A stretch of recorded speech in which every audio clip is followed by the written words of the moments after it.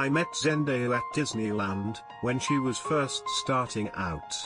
I was 21 years old at the time, but I still knew who she was, because Disney was always on in my house, and I thought it'd be cool to get a picture with her. Understandably, her security was pushing her through, and trying to keep the fans away. Zendaya stopped her security and said, "Look, nobody standing here would have a job right now, if it wasn't for people like them, watching the show and supporting me. I'd really like it, if you'd let me have a few minutes with my fans to thank them. It's the least I can do." It was really surprising. She was only 13 or 14 at the time, I think, and she took pictures with all of the fans who asked, including my group. She even complimented my boots and hair. She was overall really gracious and nice, especially for a young teen, who suddenly became famous in the public eye. I remember seeing Keanu Reeves in New York a long time ago, when I was a young teenager. I yelled out, "Yo, Neo." And then, I mimicked the bullet dodge motion from The Matrix.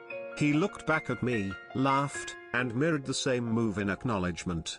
It's such a great memory, because I feel like anyone would have been justified in getting annoyed, and shrugging a kid off, but instead, he was a good sport and humored me. I'll never forget it. I met Dolly Parton twice, while working at Dollywood. The first time we were in the park before the season started, and she was shooting commercials. When we got there that day, they had turned our shop into her dressing room, so we weren't allowed in at first. But when she found out, she let us in. There were buffet tables set up and she told us to help ourselves, and that she didn't need all of that food anyway. In between takes, she talked to us about what we were doing, where we were going to college, what we were studying, and so on.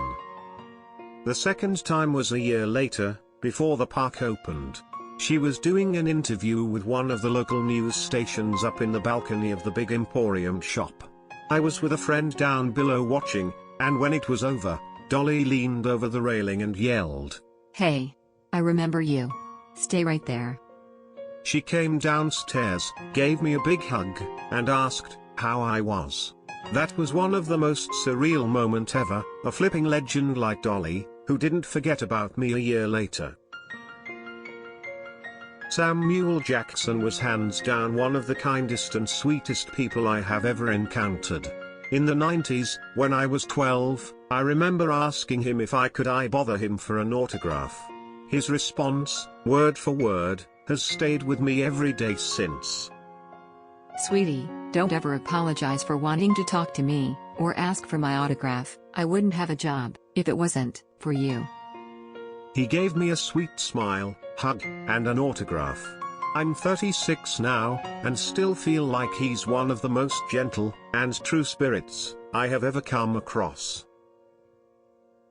The last words for my colleague, she likes to say it. Thank you, colleague. Well, I want to thanks everyone. Put your thumbs up, I'll know you interested by it, and subscribe to this channel for watching fresh news and stories, and don't forget to make good deeds in your life. Bye. And now, I'm happy.